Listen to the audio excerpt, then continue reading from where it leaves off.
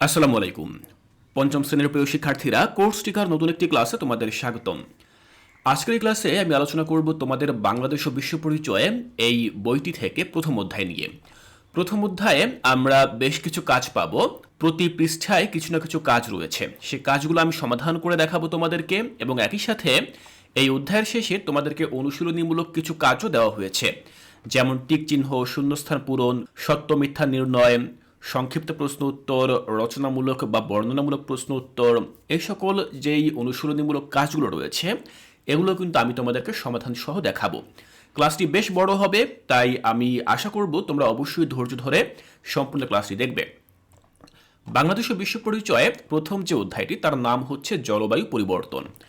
প্রথমে আমরা যেই পাঠ নিয়ে আলোচনা করব সেটি হচ্ছে 1 নম্বর পাঠ, যার নাম হচ্ছে জলবায়ু পরিবর্তন ও আর্থসামাজিক প্রভাব। আমরা প্রথমে এখানে 4টি ছবি দেখব, ছবি 1, ছবি 2, ছবি 3 এবং ছবি 4। তো এই যে ছবিগুলো রয়েছে, ছবিগুলোতে বিভিন্ন দৃশ্য দেখানো হয়েছে এবং আমাদেরকে এখানেই একটি কাজ দেওয়া হয়েছে। বলা হয়েছে উপরের ছবিগুলো পর্যবেক্ষণ করে ছবিতে কি ঘটছে তা লিখি। তো এই যে ছকটি দেখতে পাচ্ছ, এই ছকে আমরা লিখব যে উপরের 4টি ছবিতে আমরা কি ঘটনা ঘটতে দেখছি, সেই ঘটনাগুলোই মূলত আমরা সংক্ষেপে এখানে লিখব। তো প্রথমে আমরা ছবিগুলো একটু দেখে নিচ্ছি। প্রথম যে ছবিটি, সেখানে আমরা দেখতে পাচ্ছি যে বজ্রপাত হচ্ছে, আকাশে বিজলি চমকাচ্ছে এবং বজ্রপাত হচ্ছে। দ্বিতীয় ছবিতে আমরা দেখতে পাচ্ছি একটি ছেলে বা একটি শিশু, সে রাস্তায় অসুস্থ হয়ে পড়ছে এবং তার একজন সহপাঠী সে তাকে সেবা করার চেষ্টা করছে বা সুস্থ করে তোলার চেষ্টা করছে। 3 নম্বর যে ছবিটি, সেখানে আমরা দেখতে পাচ্ছি যে একজন কৃষক তিনি খেতে দাঁড়িয়ে আছেন। এখানে মূলত রৌদ্রের প্রচণ্ড তাপের যে বিষয়টি সেটি উল্লেখ করা হয়েছে বা সেটি বোঝানোর চেষ্টা করা হয়েছে, এবং প্রচণ্ড খরায় মাঠ বা ফসলের ক্ষেত যে ফেটে চৌচির হয়ে যায়, গাছে পাতা থাকে না, এই দৃশ্যটি এখানে দেখানো হয়েছে। আর 4 নম্বর যে ছবিটি, সেখানে আমরা দেখতে পাচ্ছি যে এখানে ছোট বাচ্চারা রাস্তা দিয়ে হেঁটে যাচ্ছে, কিন্তু রাস্তায় প্রচুর পরিমাণে পানি উঠেছে, রাস্তা ডুবে গেছে। তো এই যে ঘটনাগুলো আমরা এখানে দেখলাম, এগুলোই মূলত আমরা এই ছকে লিখব। তো কিভাবে লিখব সেটি চলো দেখে আসছি। দেখো, এই হচ্ছে আমাদের প্রথম পৃষ্ঠার কাজ। তোমরা এভাবে ছক খাতায় তৈরি করবে, অথবা চাইলে তোমাদের মূল বইয়ের এই যে ফাঁকা জায়গা রয়েছে এখানেও কিন্তু তোমরা লিখতে পারো। তো প্রথম ছবিতে আমরা কি দেখেছিলাম, আমরা এটি লিখতে পারি যে আকাশে ঘন মেঘ জমে বজ্রপাত বা ঝড় হচ্ছে। এটি হচ্ছে আমাদের প্রথম ছবির দৃশ্য। দ্বিতীয় ছবিতে আমরা যা দেখছিলাম সেটি হচ্ছে অতিরিক্ত গরমে একটি শিশু অসুস্থ বা অজ্ঞান হয়ে পড়েছে, একজন তাকে সাহায্য করছে। 3 নম্বর যে ছবিটি, সেখানে আমরা দেখতে পাচ্ছিলাম যে অনাবৃষ্টি ও খরায় জমি ফেটে গেছে, কৃষক কষ্টে আছে। আর 4 নম্বর যেই দৃশ্যটি, সেখানে আমরা দেখেছিলাম অতিবৃষ্টিতে বন্যা বা জলাবদ্ধতা সৃষ্টি হয়েছে, মানুষ পানির মধ্য দিয়ে হেঁটে চলাচল করছে। তাহলে এই যে ঘটনাগুলো, আমরা কিন্তু এই ঘটনাগুলোই এখানে এই যে ফাঁকা ঘর রয়েছে বা খালি ঘর রয়েছে, এই খালি ঘরগুলোতে আমরা লিখে দিব। মূলত এই সকল যে পরিস্থিতিগুলো রয়েছে, এই পরিস্থিতিগুলোর মধ্য দিয়ে আমরা আমাদের জলবায়ুর যে দুর্যোগপূর্ণ অবস্থা সেটি আমরা বুঝতে পারি। আমি আশা করছি প্রথম এই কাজটি তোমরা বুঝতে পেরেছ। এবার আমরা পরবর্তী পৃষ্ঠায় চলে যাব, সেখানে আমরা এই যে লেখাগুলো রয়েছে এই লেখাগুলো পড়ব। তো তোমরা বাসায় বসে খুব ভালোভাবে লেখাগুলো পড়বে, আমি শুধুমাত্র সমাধানমূলক যে কাজগুলো রয়েছে সেগুলো তোমাদেরকে দেখিয়ে দেব। দেখো, পরবর্তী যে কাজটি খ নম্বরে, সেখানে বলা হয়েছে জলবায়ু পরিবর্তনের কারণ উল্লেখ করে নিচের মাইন্ড ম্যাপটি সম্পন্ন করি। তো এখানে একটি মাইন্ড ম্যাপ দেওয়া রয়েছে, এই মাইন্ড ম্যাপটি আমরা সম্পন্ন করব। কিভাবে সম্পন্ন করব? মাঝখানে যে বৃত্ত রয়েছে সেখানে বলা হয়েছে জলবায়ু পরিবর্তনের কারণ। তাহলে এই যে ফাঁকা ঘরগুলো রয়েছে, এই ফাঁকা ঘরগুলোতে আমরা মূলত জলবায়ু পরিবর্তনের যে সকল কারণগুলো রয়েছে সেই কারণগুলো উল্লেখ করব। তাহলে এই কাজটি আমরা কিভাবে করতে পারি? দেখো, এই কাজটি আমরা এভাবে করতে পারি। এটি হচ্ছে আমাদের পৃষ্ঠা 3-এর কাজ, মানে 3 নম্বর পৃষ্ঠার কাজ। তো জলবায়ু পরিবর্তনের যে সকল কারণগুলো রয়েছে তার মধ্যে রয়েছে কারখানা ও যানবাহনের ধোঁয়া, এরপর রয়েছে কয়লা, তেল, গ্যাস বেশি পোড়ানো, ময়লা আবর্জনা পোড়ানো, বজ্র থেকে গ্যাস। এরপর রয়েছে দেখো বন উজাড় বা গাছ কাটা, ইটভাটা ও বিদ্যুৎ কেন্দ্রের দূষণ, কৃষিতে রাসায়নিক সার ও পশুপালন থেকে গ্যাস। তো তো এই যে কারণগুলোর কথা আমি এখানে উল্লেখ করলাম, এই কারণগুলোর কারণেই মূলত আমাদের জলবায়ুর যে পরিবর্তন, সে পরিবর্তন ঘটে থাকে। তো আমি এই লেখাগুলো এভাবে উল্লেখ করলাম, তোমরা এই লেখাগুলোই জাস্ট এই যে ফাঁকা ঘরগুলো রয়েছে এই ফাঁকা ঘরগুলোতে তোমরা লিখে দিবে। যদি এই ফাঁকা ঘরগুলোতে তোমরা লেখাগুলো এখানে উল্লেখ করতে না পারো, সেক্ষেত্রে তোমরা চাইলে নিজেরাও এরকম একটি যে মাইন্ড ম্যাপ সেটি তোমরা খাতায় এঁকে তোমরা সেটিও চাইলে করতে পারো। আমি এখানে জলবায়ুর পরিবর্তনের যে সকল কারণগুলো উল্লেখ করেছি, তোমাকে যে হুবহু একই কারণ উল্লেখ করতে হবে বিষয়টা কিন্তু এমন নয়। তুমি জলবায়ুর পরিবর্তনের যে সকল কারণগুলো নিজে মনে করো সেগুলো তুমি চাইলে এখানে উল্লেখ করতে পারো। আমি শুধু এক্সাম্পল দিয়ে তোমাদেরকে বোঝানোর চেষ্টা করেছি। খ নম্বর কাজটি আমরা সম্পন্ন করলাম। এরপরে গ নম্বরে আমাদেরকে বলা হয়েছে পূর্বের পৃষ্ঠার অনুচ্ছেদটুকু পড়ে জলবায়ু পরিবর্তনের ফলে কোন কোন ক্ষেত্রে প্রভাব পড়ে তার তালিকা তৈরি করি। তো জলবায়ু পরিবর্তনের ফলে কোন কোন ক্ষেত্রে আমরা প্রভাব দেখি, সে প্রভাবগুলোর কথা, সেই প্রভাবগুলোর ক্ষেত্র আমরা এখানে উল্লেখ করব। তবে তার পূর্বে অবশ্যই আমাদেরকে এর আগের যে পৃষ্ঠা রয়েছে এখানে যে অনুচ্ছেদটি দেওয়া রয়েছে এই অনুচ্ছেদটি পড়ে নিতে হবে। তো তোমরা এই অনুচ্ছেদটি পড়লেই কিন্তু জলবায়ু পরিবর্তনের ফলে যে সকল ক্ষেত্রে আমরা প্রভাব লক্ষ্য করি সেগুলো আমরা পেয়ে যাব এবং সেটি আমরা এখানে লিখতে পারবো। তো গ নম্বরের কাজটি আমরা এভাবে সম্পন্ন করতে পারি। দেখো, আমরা এভাবে লিখতে পারি যে সকল ক্ষেত্রে আমরা প্রভাব লক্ষ্য করি সেগুলো হচ্ছে সমুদ্র পৃষ্ঠের উচ্চতা বৃদ্ধি, প্রাকৃতিক দুর্যোগ বৃদ্ধি যেমন বন্যা, খরা, ঘূর্ণিঝড়, জলোচ্ছ্বাস, ভূমিধস ইত্যাদি। তো জলবায়ু পরিবর্তনের ফলে কিন্তু এই সকল সমস্যাগুলো হয়ে থাকে। এরপরে বলা হয়েছে মানুষের জীবন, ঘরবাড়ি ও সম্পদের ক্ষতি, অনেক এলাকা পানির নিচে তলিয়ে যেতে পারে। 4 বলা হয়েছে কৃষি ও খাদ্য নিরাপত্তায় সমস্যা, ফসলের ক্ষতি বা কৃষিতে ব্যাঘাত। 5 বলা হয়েছে সুপেয় পানির সংকট ও মাটির লবণাক্ততা বৃদ্ধি, ভূগর্ভস্থ পানির স্তর নেমে যাওয়া। তো এই যে প্রভাবগুলো আমি এখানে উল্লেখ করলাম, এই প্রভাবগুলো ঘটে যখন মূলত জলবায়ু পরিবর্তন হয়। তো তোমরাও এভাবে বিভিন্ন প্রভাবের কথা এই যে গ নম্বর কাজটি রয়েছে এখানে উল্লেখ করতে পারো। আমরা পরবর্তী কাজে চলে যাব। 4 বলা হয়েছে পূর্বের পৃষ্ঠার অনুচ্ছেদটুকু পড়ে জলবায়ু পরিবর্তনের আর্থসামাজিক প্রভাবগুলো লিখি। তো তোমরা নিশ্চয়ই পূর্বের পৃষ্ঠার যে অনুচ্ছেদটুকু রয়েছে সেটি পড়েছ। সেটি পড়ে জলবায়ু পরিবর্তনের ফলে যে সকল আর্থসামাজিক প্রভাবগুলো আমরা লক্ষ্য করি সেগুলোই মূলত আমরা এখানে লিখব। তো সেই প্রভাবগুলো কি হতে পারে আমি তোমাদেরকে ধারণা দিচ্ছি। দেখো, এটি হচ্ছে আমাদের 3 নম্বর পৃষ্ঠার কাজ। আমি এখানে সেই আর্থসামাজিক প্রভাবগুলো লিখছি। আর্থসামাজিক প্রভাব বলতে বোঝায় অর্থনীতি এবং আমাদের সামাজিক যে পরিবেশ রয়েছে, পরিস্থিতি রয়েছে, সেখানে যে সকল প্রভাবগুলো আমরা লক্ষ্য করি। তো দেখো, প্রথম যে প্রভাব সেটি হচ্ছে জীবন ও সম্পদের বড় ক্ষতি হয়, যেমন ঘরবাড়ি, রাস্তাঘাট, ফসল, গবাদি পশু নষ্ট হয়ে মানুষ আর্থিকভাবে ক্ষতিগ্রস্ত হয়। এটি হচ্ছে প্রথম প্রভাব। পরবর্তী যে প্রভাব সেটি হতে পারে কৃষি উৎপাদন কমে যায়, খরা, বন্যা, লবণাক্ততা ও পানির অভাবে ফসল নষ্ট হয়, ফলে কৃষকের আয় কমে এবং খাদ্য সংকট তৈরি হয়। এটি হচ্ছে আমাদের দ্বিতীয় প্রভাব। পরবর্তীতে আমরা আরও প্রভাবের কথা উল্লেখ করতে পারি, যেমন খাদ্য নিরাপত্তা হুমকির মুখে পড়ে, ফসল কম হওয়ায় খাদ্যের দাম বাড়তে পারে, দরিদ্র মানুষ বেশি কষ্ট পায়। তাহলে এটি হচ্ছে আমাদের পরবর্তী প্রভাব। আমরা আরও প্রভাব উল্লেখ করব। দেখো, বাসস্থান হারিয়ে মানুষের স্থানচ্যুতি বা অভিবাসন বাড়ে, সমুদ্রপৃষ্ঠের উচ্চতা বাড়লে উপকূলীয় এলাকা পানির নিচে যেতে পারে, মানুষ অন্য জায়গায় চলে যেতে বাধ্য হয়। এটি হচ্ছে আমাদের আরেকটি আর্থসামাজিক প্রভাব। সবশেষে আমি আরও একটি প্রভাব উল্লেখ করেছি, যেটি হচ্ছে সুপেয় পানির সংকট তৈরি হয়, লবণাক্ত পানি প্রবেশ ও ভূগর্ভস্থ পানির স্তর নেমে যাওয়ায় পানির অভাব দেখা দেয়, মানুষের দৈনন্দিন জীবন ও অর্থনৈতিক কাজ ব্যাহত হয়। তাহলে এখানে আমি দেখো 4-5টি প্রভাবের কথা উল্লেখ করেছি, যে সকল প্রভাবগুলো আমরা লক্ষ্য করি যখন জলবায়ু পরিবর্তন হয়। তো আশা করছি তোমরা ঘ নম্বর এই কাজটিও তোমরা নিজেরা করতে পারবে। চলো পরবর্তী যেই পার্ট সেখানে চলে যাই। এখানে দ্বিতীয় যে পার্ট সেখানে আমাদেরকে জলবায়ু পরিবর্তন রোধ এবং পরিবেশ সংরক্ষণ সম্পর্কে ধারণা দেওয়া হবে। ক নম্বর যে কাজটি সেখানে বলা হয়েছে ছবিগুলো পর্যবেক্ষণ করি এবং ডান পাশের ঘরে প্রশ্নগুলোর উত্তর লিখি। তো এখানে আমরা কিছু ছবি দেখতে পাচ্ছি, এই একটি ছবি, এই একটি ছবি এবং এই একটি ছবি, আরও একটি ছবি এখানে রয়েছে। এই ছবিগুলো আমরা পর্যবেক্ষণ করব এবং তারপর আমরা যেটি করব সেটি হচ্ছে ডান পাশে আমাদেরকে কিছু প্রশ্ন দেওয়া হয়েছে, এই প্রশ্নগুলোর উত্তর আমরা লিখব। যেমন প্রথম ছবিতে আমরা দেখতে পাচ্ছি সুন্দরবনে দুজন ব্যক্তি তারা বৃক্ষরোপণ করছেন। তো এখানে প্রশ্ন করা হয়েছে কি কাজ করা হচ্ছে, কেন কাজটি করা হচ্ছে, কিভাবে কাজটি জলবায়ু পরিবর্তন রোধে সহায়তা করবে। তো ছবি দেখে দেখে আমরা এই প্রশ্নগুলোর উত্তর লিখব।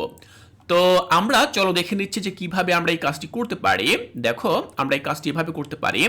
প্রথম যে ছবি সেখানে আমরা দেখতে পাচ্ছিলাম কি, সেখানে আমরা দেখতে পাচ্ছিলাম যে উপকূল চর এলাকায় বা ম্যানগ্রোভ বনায়নে রোপণ করা হচ্ছে, মানে এখানে আমরা দেখতে পাচ্ছিলাম যে বৃক্ষরোপণ করা হচ্ছে।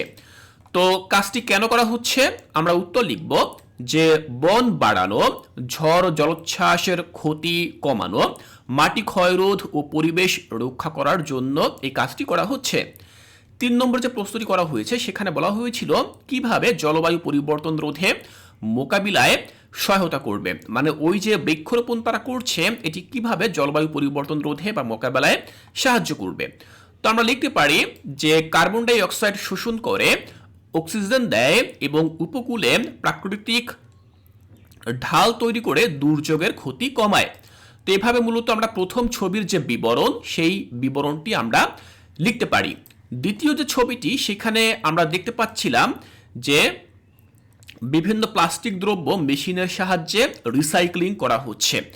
তো আমরা এক্ষেত্রে কি লিখতে পারি, দেখো আমরা এক্ষেত্রে লিখতে পারি কি কাজ করা হচ্ছে। দেখো কারখানায় বজ্র প্লাস্টিক আলাদা করে পুনর্ব্যবহার বা রিসাইক্লিং করা হচ্ছে। রিসাইক্লিং বলতে বোঝানো হয় কোনো প্লাস্টিক দ্রব্য বা বজ্র যে পদার্থগুলো রয়েছে সেগুলো ফেলে না দিয়ে সেগুলো পুনরায় ব্যবহার উপযোগী করা। তো এই কাজটি কেন করা হচ্ছে, এই কাজটি করা হচ্ছে পরিবেশ দূষণ কমাতে, বজ্র কমাতে এবং নতুন কাঁচামালের অপচয় কমাতে। কিভাবে এই কাজটি আমাদের কিভাবে এই কাজটি আমাদের জলবায়ু পরিবর্তন রোধে সহায়তা করতে পারে। দেখো আমি লিখেছি যে রিসাইক্লিং করলে কম কারখানা উৎপাদন লাগে, জ্বালানি সাশ্রয় হয়, গ্রিন হাউস গ্যাস কমে। তাহলে এভাবে আমরা দ্বিতীয় ছবির যে বিবরণ সেটি আমরা লিখতে পারি। তৃতীয় যে ছবিটি সেখানে আমরা দেখতে পাচ্ছি যে কংক্রিট উৎপাদন করা হচ্ছে। তো এই কংক্রিট উৎপাদন এটি কিভাবে, এই সংক্রান্ত প্রশ্নের উত্তরগুলো আমরা কিভাবে দেব। দেখো আমরা লিখতে পারি এভাবে 3 নম্বরে যে কি কাজ করা হচ্ছে আমরা উত্তরে লিখব যে বাঁধ বা উঁচু সড়ক বা নদী পার রক্ষার কংক্রিট কাঠামো তৈরি করা হচ্ছে, বন্যা ও জলোচ্ছ্বাস থেকে সুরক্ষা। মানে ওই যে কংক্রিটগুলো সেগুলো কেন নির্মাণ করা হচ্ছে বা তৈরি করা হচ্ছে, সেগুলো মূলত বাঁধ তৈরি করার জন্য বা উঁচু সড়ক তৈরি করার জন্য বা নদীর যে পার রয়েছে সেটি সংরক্ষণ করার জন্য। তো কাজটি কেন করা হচ্ছে, মূলত বন্যা, নদী ভাঙন ও জলোচ্ছ্বাসে যাতে রাস্তা, বাড়ি, ফসল ক্ষতি না হয় সেই সুরক্ষার জন্য। কিভাবে জলবায়ু পরিবর্তন রোধে মোকাবেলায় সহায়তা করবে। তো দেখো সমুদ্রপৃষ্ঠের উচ্চতা বৃদ্ধি ও অতিবৃষ্টিজনিত বন্যার ক্ষতি কমাতে সাহায্য করবে, মানুষের জীবন সম্পদ রক্ষা হবে। তো এভাবে আমরা 3 নম্বর যে ছবিটি রয়েছে সেই ছবিটির বিবরণ দিলাম। সবশেষে আমরা 4 নম্বর যে ছবিটি সেটি দেখব। সেখানে আমরা একটি সোলার প্যানেল দেখতে পাচ্ছি। সোলার প্যানেল দিয়ে মূলত সূর্যের যে তাপ রয়েছে সেই তাপ দিয়ে সেই তাপের মাধ্যমে বিদ্যুৎ উৎপাদন করা হয়। তো এই ছবিটির বিবরণ আমরা এই প্রশ্নগুলোর মাধ্যমে দেব। তো সেটি আমরা কিভাবে করতে পারি। প্রথম প্রশ্ন হচ্ছে কি কাজ করা হচ্ছে। তো আমরা দেখতে পাচ্ছি যে সৌর বিদ্যুৎ বা সোলার প্যানেল বসিয়ে বিদ্যুৎ উৎপাদন করা হচ্ছে। কেন কাজটি করা হচ্ছে, কয়লা, তেল, গ্যাসের বদলে পরিষ্কার জ্বালানি ব্যবহার করে বিদ্যুৎ পাওয়ার জন্য কাজটি করা হচ্ছে। তো এই কাজটি কিভাবে জলবায়ু পরিবর্তন রোধে মোকাবেলায় সহায়তা করবে।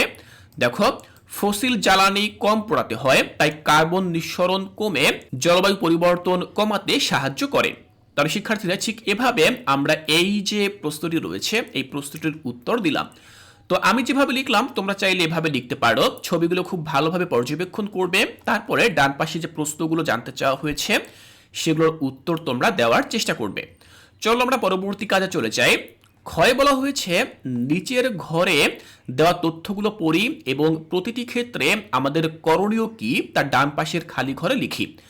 এখানে তোমরা বেশ কিছু তথ্য দেখতে পাচ্ছ। এই একটি তথ্য, এই তথ্যের বিপরীতে আমরা কি করতে পারি সেই করণীয়গুলো আমরা ডান পাশের এই খালি ঘরে লিখব। এভাবে বেশ কিছু তথ্য আমাদেরকে এখানে দেওয়া হয়েছে, এগুলো আমরা পড়ব। পড়ার পর সেক্ষেত্রে আমরা কি করতে পারি তা আমরা ডান পাশের এই খালি ঘরে লিখব। এভাবেই মূলত আমরা এই কাজটি করব। তো দেখো, এটি হচ্ছে মূলত আমাদের 4 এবং 5 নম্বর পৃষ্ঠার কাজ। প্রথমে আমরা প্রথম যে তথ্যটি দেওয়া রয়েছে সেটি পড়ে নিচ্ছি। বলা হয়েছে বিদ্যুৎ সাশ্রয়ী পণ্য ব্যবহার, এসি কম ব্যবহার, অপ্রয়োজনে বিদ্যুৎ ব্যবহার না করে বিদ্যুৎ সাশ্রয় করতে পারি। বিদ্যুৎ সাশ্রয় করলে বিদ্যুৎ উৎপাদনে জ্বালানি ব্যবহার কম হয়। তো এই যে তথ্যগুলো দেওয়া রয়েছে, এক্ষেত্রে আমাদের করণীয় কি? তো দেখো, আমরা কি করতে পারি? বিদ্যুৎ সাশ্রয়ের জন্য আমাদের অপ্রয়োজনে লাইট, ফ্যান, টিভি বা চার্জার চালু না রেখে ব্যবহার শেষে বন্ধ করতে হবে। সম্ভব হলে এলইডি বাল্ব সহ বিদ্যুৎ সাশ্রয়ী যন্ত্রপাতি ব্যবহার করব এবং এসি কম চালিয়ে ফ্যান বা প্রাকৃতিক বাতাস ব্যবহার করার চেষ্টা করব। এতে বিদ্যুৎ উৎপাদনে জ্বালানি ব্যবহার কমবে এবং পরিবেশের ক্ষতি কম হবে। তো শিক্ষার্থীরা, প্রথম এই কাজটি আমরা এভাবে করতে পারি। দ্বিতীয় যেই ছক রয়েছে সেই ছকে আমাদেরকে বলা হয়েছিল যে দৈনন্দিন জীবনে জীবাশ্ম জ্বালানি যেমন ডিজেল, পেট্রোল, অকটেন গ্যাস অধিক মাত্রায় ব্যবহার করায় বায়ুতে কার্বন ডাই অক্সাইড বেড়ে যায়, তাপমাত্রা বৃদ্ধি পায়, জলবায়ুর পরিবর্তন ঘটায়। তো এক্ষেত্রে আমাদের করণীয় কি? তো দেখো, আমরা লিখতে পারি যে জীবাশ্ম জ্বালানি কম ব্যবহারের জন্য দৈনন্দিন জীবনে অপ্রয়োজনে মোটরযান ব্যবহার না করে হাঁটা বা সাইকেল চালানোর অভ্যাস করতে হবে। দূরে যেতে হলে একা গাড়ি না নিয়ে গণপরিবহন বা একসাথে চলাচল করতে পারি। পাশাপাশি রান্নার গ্যাস ও জ্বালানি প্রয়োজন মতো ব্যবহার করে অপচয় রোধ করলে বাতাসে কার্বন ডাই অক্সাইড কম বাড়বে এবং জলবায়ু পরিবর্তনের ঝুঁকিও কম হবে। তাহলে আমরা এভাবে এই খালি ঘরটি পূরণ করতে পারি। তো এই তথ্যগুলো তোমরা মূলত তোমাদের মূল বইয়ে এই যে ফাঁকা জায়গাগুলো রয়েছে এখানে লিখে দিবে। পরবর্তী যেই তথ্যটি সেখানে বলা হয়েছে প্লাস্টিক ও পলিথিন জাতীয় দ্রব্য ব্যবহার পরিবেশকে দূষিত করে এবং জলবায়ুকে পরিবর্তন করে। আবার পরিবেশ বান্ধব পণ্য ব্যবহার পরিবেশ ও জলবায়ুকে ঠিক রাখে। তাহলে এক্ষেত্রে আমাদের করণীয় কি বলতো? আমাদের করণীয়গুলো হবে প্লাস্টিক ও পলিথিনের ক্ষতি কমাতে আমাদের পলিথিন ব্যাগের বদলে কাপড় বা কাগজের ব্যাগ ব্যবহার করতে হবে এবং একবার ব্যবহারযোগ্য প্লাস্টিক যেমন স্ট্র, কাপ, বোতল ইত্যাদি কম ব্যবহার করতে হবে। ব্যবহৃত প্লাস্টিক আলাদা করে ফেলব, সম্ভব হলে পুনর্ব্যবহার বা রিসাইক্লিং করব এবং পরিবেশ বান্ধব পণ্য বেছে নেব। এতে পরিবেশ দূষণ কমবে এবং জলবায়ু পরিবর্তন রোধে সহায়তা হবে।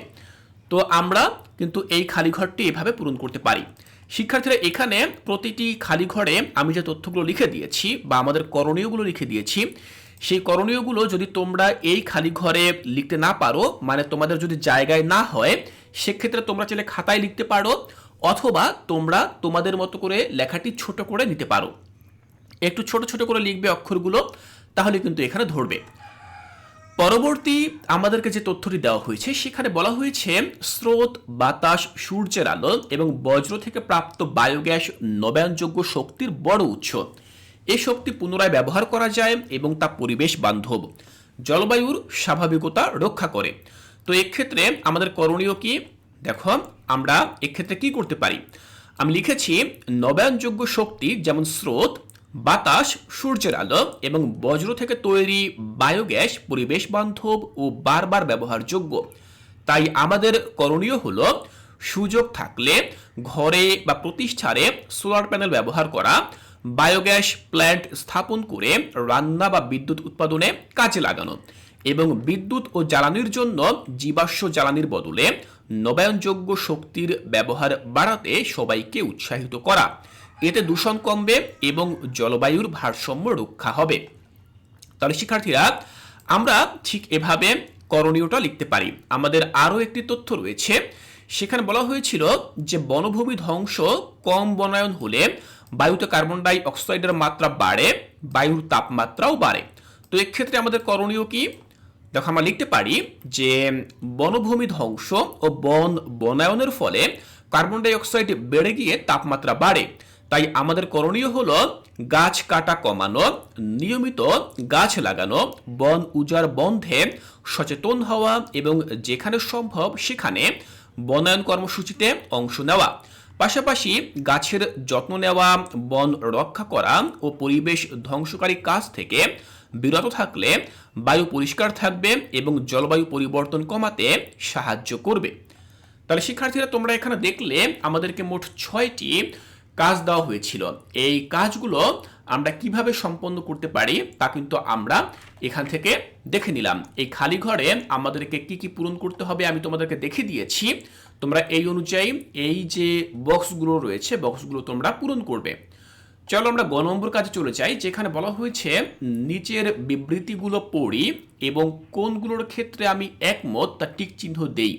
যে বিবৃতিগুলোর সাথে আমি একমত নই তা কারণ সহ লিখি। তাহলে শিক্ষার্থীরা এখানে তোমরা বেশ কিছু বিবৃতি বা স্টেটমেন্ট দেখতে পাচ্ছ। যেমন বলা হয়েছে জলবায়ু পরিবর্তন রোধে বেশি বেশি গাছ লাগাতে হবে। তাহলে আমরা তো জানি অবশ্যই বেশি বেশি গাছ লাগানো উচিত যাতে করে আমাদের জলবায়ু পরিবর্তন না হয়। তো আমরা যেহেতু এটির সাথে একমত, আমরা কি করব, এখানে একটি টিক চিহ্ন দিয়ে দেব। আর যদি আমরা একমত না হই তাহলে টিক চিহ্ন দেব না। আর আমরা কি কারণে একমত, কি কারণে একমত নই সে কারণগুলো আমরা ডান পাশের এই খালি ঘরে লিখব। তাহলে এই কাজটি আমরা চলো করে আসি। দেখো এটি হচ্ছে আমাদের 6 নম্বর এবং 7 নম্বর পৃষ্ঠার কাজ। প্রথম যে বিবৃতি সেখানে বলা হয়েছিল জলবায়ু পরিবর্তন রোধে বেশি গাছ লাগাতে হবে। তো এক্ষেত্রে আমরা একমত, তাই এখানে আমি টিক চিহ্ন দিয়ে দিলাম। তো কেন একমত, দেখো আমি লিখেছি গাছ বাতাস থেকে কার্বন ডাই অক্সাইড শোষণ করে এবং অক্সিজেন ছাড়ে। এতে বায়ু দূষণ ও তাপমাত্রা কমে, মাটি ক্ষয় কম হয়, জলবায়ুর ভারসাম্য থাকে। তো এই জন্য আমি একমত। দ্বিতীয় যে বিবৃতি সেখানে বলা হয়েছিল বনাঞ্চল ধ্বংস ও অপরিকল্পিত নগরায়ন পরিবেশ সংরক্ষণে উল্লেখযোগ্য ভূমিকা রাখে। তাহলে আমি কিন্তু এটির সাথে একমত নই, তাই এখানে টিক চিহ্ন না দিয়ে এখানে একটা ক্রস চিহ্ন দিয়ে দিয়েছি। তোমরা চাইলে ক্রস চিহ্ন না দিয়ে এখানে ফাঁকা রাখতে পারো। তো আমি এই বিবৃতির সঙ্গে কেন একমত নই সেই কারণটিও আমি এখানে উল্লেখ করেছি। আমি বলেছি বন ধ্বংস ও অপরিকল্পিত নগরায়ন পরিবেশ সংরক্ষণ করে না, বরং দূষণ বাড়ায়, তাপমাত্রা বাড়ায়, প্রাকৃতিক ভারসাম্য নষ্ট করে এবং জলবায়ু পরিবর্তনকে দ্রুত করে। তাই আমি একমত নই। এর পরবর্তী যে বিবৃতি সেখানে বলা হয়েছে নবায়নযোগ্য জ্বালানি ব্যবহার করা পরিবেশ বান্ধব। তাহলে এটির সাথে আমি একমত বলে এখানে টিক চিহ্ন দিলাম। কেন একমত আমি সেই কারণটি এখানে উল্লেখ করেছি। সূর্য, বাতাস, স্রোত, বায়োগ্যাস এসব শক্তি বারবার পাওয়া যায় এবং এতে ধোঁয়া, ক্ষতিকর গ্যাস কম বের হয়, তাই দূষণ কমিয়ে জলবায়ু পরিবর্তন রোধে সাহায্য করে। আমি কারণটি কিন্তু এখানে লিখে দিয়েছি। শিক্ষার্থীরা তোমরা দেখতে পাচ্ছ তোমাদের মূল বইয়ে এখানে কিন্তু এই যে ফাঁকা জায়গাগুলোতে এখানে কিন্তু খুব কম পরিমাণে জায়গা রয়েছে। তোমরা চাইলেই কিন্তু এই জায়গায় লিখতে পারবে না, এই জন্য তোমাদেরকে খাতা ব্যবহার করতে হবে। সুতরাং তোমরা চেষ্টা করবে তোমাদের খাতায় এই লেখাগুলো লিখতে। পরবর্তী বিবৃতি আমরা পড়ব। দেখো পরবর্তী বিবৃতিতে বলা হয়েছে যে মোটর গাড়ি ব্যবহার না করে সম্ভব হলে হাঁটা এবং সাইকেল চালানোর অভ্যাস গড়তে হবে। তো এক্ষেত্রে আমরা একমত, তাই এখানে টিক চিহ্ন দিলাম। কি কারণে একমত সে কারণটি আমি এখানে লিখে দিয়েছি। আমি লিখেছি মোটর গাড়ি চালালে পেট্রোল, ডিজেল পুড়ে এবং কার্বন ডাই অক্সাইড সহ দূষিত ধোঁয়া বের হয়। হাঁটা, সাইকেলে এসব হয় না, তাই বায়ু দূষণ কমে ও পরিবেশ ভালো থাকে। তো আমি এখানে কারণটি লিখলাম। পরবর্তী যে বিবৃতি সেখানে বলা হয়েছে জ্বালানির জন্য কাঠ ও কয়লার ব্যবহার বৃদ্ধি করতে হবে। তো আমি কিন্তু একমত নই এই বিবৃতির সঙ্গে, তাই এখানে ক্রস চিহ্ন দিয়েছি। কি কারণে আমি একমত নই সেই কারণ আমি এখানে উল্লেখ করেছি। কাঠ ও কয়লা পোড়ালে কার্বন ডাই অক্সাইড ও ধোঁয়া বা দূষণ বেশি হয়, আবার কাঠ বেশি ব্যবহার করলে বন উজাড় বাড়ে, ফলে জলবায়ু পরিবর্তন আরও বাড়ে। তো আমি কিন্তু আমার মতামতটি এখানে লিখে দিয়েছি। পরবর্তী বিবৃতি বলা হয়েছে পাহাড় কাটা, ফসলি জমির মাটি কাটা বন্ধে সক্রিয় ভূমিকা পালন করতে হবে। তো এক্ষেত্রে আমি একমত বলে এখানে টিক চিহ্ন দিয়েছি। আমি কেন একমত সেই কারণটি এখানে লিখেছি। পাহাড় কাটা ও ফসলি জমির মাটি কাটা হলে ভূমিধস, বন্যা, নদী ভাঙন বাড়ে এবং কৃষি জমি নষ্ট হয়। পরিবেশের বড় ক্ষতি হয়। তো আমি আমার মতামতটি এখানে লিখে দিয়েছি। পরবর্তী আমাদের যেই বিবৃতি সেখানে বলা হয়েছে যে জলাধার সংরক্ষণ না করে পুকুর, খাল, বিল, নদী নালা, হাওর ইত্যাদি ভরাট করে কোনো কাজ করতে হবে। তো এক্ষেত্রে আমি একমত নই, এজন্য এখানে টিক চিহ্ন না দিয়ে ক্রস চিহ্ন দিয়েছি। কেন একমত নই? আমি লিখেছি জলাধার ভরাট করলে জলাবদ্ধতা ও বন্যা বাড়ে, প্রাকৃতিক পানি সংরক্ষণ কমে, মাছ ও জলজ প্রাণী নষ্ট হয়, পরিবেশ ক্ষতিগ্রস্ত হয়। তো আমি আমার মতামতটি এখানে লিখে দিয়েছি যে কি কারণে আমি একমত নই। পরবর্তী যে বিবৃতি সেখানে বলা হয়েছে প্লাস্টিক ও পলিথিন জাতীয় দ্রব্য পচে না ও নষ্ট হয় না বলে বেশি ব্যবহার করা উচিত। তো এক্ষেত্রে আমি একমত নই। কেন একমত নই? পচে না বলেই প্লাস্টিক মাটি পানি দূষিত করে, ড্রেন বন্ধ করে, জলাবদ্ধতা তৈরি করে, প্রাণীর ক্ষতি করে, তাই কম ব্যবহার করা উচিত এবং বিকল্প ব্যবহার করা ভালো। তাহলে শিক্ষার্থীরা তোমরা দেখলে এখানে আমাদেরকে বেশ কিছু বিবৃতি দেওয়া হয়েছিল, সেই বিবৃতিগুলোর সাথে আমি একমত কিনা সেটি কিন্তু আমি এখানে লিখে দিয়েছি। তোমরা তোমাদের মতো করে এই কাজটি সম্পন্ন করবে। চলো পরবর্তী কাজে যাই, যেখানে ঘ নম্বরে আমাদেরকে বলা হয়েছে নিজ এলাকার জলবায়ু পরিবর্তন রোধে ও পরিবেশ সংরক্ষণে আমাদের করণীয় লিখি। তো আমরা আমাদের এলাকার জলবায়ু পরিবর্তন রোধে এবং পরিবেশ সংরক্ষণের জন্য কি কি কাজ করতে পারি সেই কাজগুলোর কথা আমরা এই খালি ঘরে লিখব। তো দেখো আমি কি লিখেছি, এটি হচ্ছে আমাদের 7 নম্বর পৃষ্ঠার কাজ। আমি লিখেছি আমাদের এলাকার জলবায়ু পরিবর্তন রোধ ও পরিবেশ সংরক্ষণে আমরা কয়েকটি সহজ কাজ নিয়মিত করতে পারি, যেমন বেশি বেশি গাছ লাগানো ও গাছ কাটতে না দেওয়া, বাড়ি স্কুলের আশেপাশে পরিচ্ছন্নতা বজায় রাখা এবং যত্রতত্র ময়লা না ফেলা, প্লাস্টিক ও পলিথিন কম ব্যবহার করে কাপড় বা কাগজের ব্যাগ ব্যবহার করতে হবে এবং ময়লা আলাদা করে ডাস্টবিনে ফেলে রিসাইক্লিংয়ের চেষ্টা করতে হবে। বিদ্যুৎ ও পানি অপচয় না করে সাশ্রয়ীভাবে ব্যবহার করতে হবে। অপ্রয়োজনে লাইট ফ্যান বন্ধ রাখা, এসি কম চালানো, পানি নষ্ট না করা ইত্যাদি। সম্ভব হলে হাঁটা, সাইকেল চালানো বা গণপরিবহন ব্যবহার করে ধোঁয়া কমাতে হবে। পুকুর, খাল, বিল, নদীনালা ভরাট না করে জলাধার রক্ষা করতে হবে এবং ধোঁয়া সৃষ্টি করে এমন কাজ যেমন আবর্জনা পোড়ানো, অতিরিক্ত ধোঁয়াযুক্ত যান থেকে বিরত থাকতে হবে। এসব কাজ একসাথে করলে আমাদের পরিবেশ ভালো থাকবে এবং জলবায়ু পরিবর্তনের ক্ষতি কমবে। তাহলে শিক্ষার্থীরা আমরা এখানে উল্লেখ করলাম যে নিজ এলাকার জলবায়ু পরিবর্তন রোধে এবং পরিবেশ সংরক্ষণে আমাদের করণীয় কি। তো শিক্ষার্থীরা আমি আমার মতো করে এভাবে লিখলাম, তুমি তোমার মতো করে তোমার করণীয়গুলো কি কি সেটি তুমি এখানে লিখতে পারো। আমি আশা করছি তোমরা এটি খুব সহজভাবেই করতে পারবে। এবার আমরা অনুশীলনীমূলক কাজে চলে যাব। শিক্ষার্থীরা আমাদের প্রথম অধ্যায়ের পেজ বাই পেজ অর্থাৎ প্রতি পৃষ্ঠায় যে কাজগুলো দেওয়া হয়েছিল সেই কাজগুলো আমি তোমাদেরকে সমাধান করে দেখিয়েছি। এবার অধ্যায় শেষে যে অনুশীলনীমূলক কাজগুলো রয়েছে সেই কাজগুলো তোমরা কিভাবে সম্পন্ন করবে তা আমি তোমাদেরকে দেখাবো। তো আমাদের প্রথম যে কাজটি সেটি হচ্ছে ক নম্বর, বলা হয়েছে সঠিক উত্তরের পাশে টিক চিহ্ন দাও। এখানে আমাদেরকে বেশ কিছু এমসিকিউ টাইপ প্রশ্ন দেওয়া হয়েছে। যেমন 1 নম্বরে বলা হয়েছে নিচের কোনটি জীবাশ্ম জ্বালানি। তো জীবাশ্ম জ্বালানি কোনটি? জীবাশ্ম জ্বালানি এখানে ক নম্বর, খ নম্বর, গ নম্বর, ঘ নম্বর 4টি অপশন দেওয়া রয়েছে। এর মধ্যে জীবাশ্ম জ্বালানি হচ্ছে প্রাকৃতিক গ্যাস। তো জীবাশ্ম থেকেই মূলত আমরা প্রাকৃতিক গ্যাস পাই, এর জন্য গ নম্বরে আমরা টিক চিহ্ন দেব। 2 বলা হয়েছে জলবায়ু পরিবর্তনের কারণে তাপমাত্রার কি পরিবর্তন হচ্ছে। তো তাপমাত্রা ধীরে ধীরে বাড়ছে, এর জন্য ঘ নম্বরে টিক চিহ্ন দেব। 3 বলা হয়েছে কৃষি কাজে প্রয়োজনীয় সেচের পানি না পাওয়ার মূল কারণ কি। মূল কারণ হচ্ছে ভূগর্ভস্থ পানির স্তর নিচে নেমে যাওয়া, তাহলে আমরা গ নম্বরে টিক চিহ্ন দেব। দেখো আমি এভাবে লিখেছি, এই যে প্রথম প্রশ্নের উত্তরে আমরা প্রাকৃতিক গ্যাস, এখানে আমরা টিক চিহ্ন দিয়ে দিয়েছি। দ্বিতীয় প্রশ্নের উত্তরে দ্রুত বাড়ছে, আমরা এখানে টিক চিহ্ন দিচ্ছি। এরপর 3 নম্বর যে কাজটি প্রশ্ন সেখানে বলা হয়েছিল যে কৃষিকাজের প্রয়োজনে সেচের পানি না পাওয়ার মূল কারণ কি, ভূগর্ভস্থ পানির স্তর নিচে নেমে যাওয়া। দেখো এখানে আমি টিক চিহ্ন দিয়ে দিয়েছি। তো এইভাবে তোমরা ক নম্বর যে কাজটি সেটি সম্পন্ন করবে। এরপর খ নম্বরে আমাদেরকে শূন্যস্থান পূরণ করতে বলা হয়েছে। লেখা রয়েছে সঠিক শব্দ বসিয়ে শূন্যস্থান পূরণ করো। তো 1 নম্বর, 2 নম্বর, 3 নম্বর, 4 নম্বর এখানে আমরা শূন্যস্থান পূরণ করতে পারি এভাবে। দেখো, ক্ষয়ে আমরা যে কাজগুলো করব সেগুলো হচ্ছে প্লাস্টিকের ব্যবহার পরিবেশ দূষিত করে, তাহলে শূন্যস্থানে আমরা লিখব পরিবেশ। 2 বলা হয়েছে জীবাশ্ম জ্বালানি অধিক মাত্রায় ব্যবহারে বায়ুতে কার্বন ডাই অক্সাইড বেড়ে যায়, তাহলে শূন্যস্থানে আমরা লিখব কার্বন ডাই অক্সাইড। 3 বলা হয়েছে জলবায়ু পরিবর্তন রোধে বনায়ন প্রয়োজন, আমরা শূন্যস্থানে লিখব বনায়ন। আর 4 লিখব কংক্রিট ব্লকের ব্যবহার পরিবেশ দূষণ কমায়, তাহলে এখানে আমরা দূষণ শব্দটা লিখলাম। এভাবে আমরা খ নম্বর যে শূন্যস্থান সেটি পূরণ করলাম। দেখো, গয়ে জানতে চাওয়া হয়েছে সত্য হলে তার সামনে স ও মিথ্যা হলে তার সামনে মি লিখো, অর্থাৎ আমরা এখন সত্য মিথ্যা যাচাই করব। এখানে দেখো 1, 2, 3, 4 চারটে স্টেটমেন্ট বা বিবৃতি দেওয়া হয়েছে, এগুলো সত্য মিথ্যা আমরা যাচাই করব।